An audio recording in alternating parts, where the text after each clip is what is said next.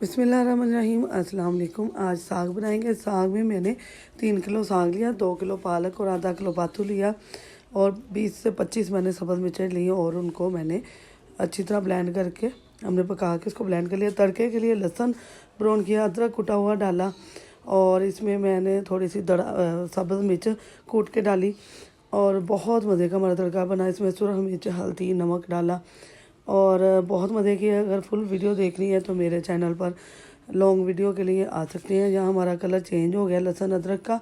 इसमें सब्ज़ मिर्च डालेंगे और साथ में सुरख मिर्च और हल्दी पाउडर डालेंगे।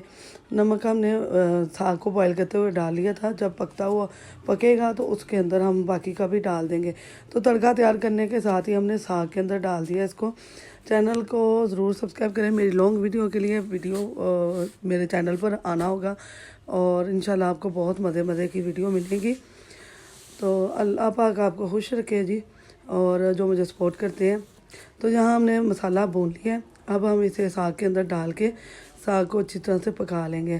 साग को हमने घोट लिया है, हाथों से घोटा है। घोटने के साथ ये देखें हमारा साग। बिस्मिल्लाहिर्रहमानिर्रहीम। तो बस जी अपना फाइनल तड़का हमने इसके अंदर लगाया है और बहुत मज़े का बना है। यकीन माने बहुत ही जमी बना है। बस हमने इसे 5 मिनट और पकाना है। इसमें पानी नहीं है, बस तड़के को हमने अच्छी तरह से पकाना है और हमारा साग तैयार है। अल्लाह हाफिज़।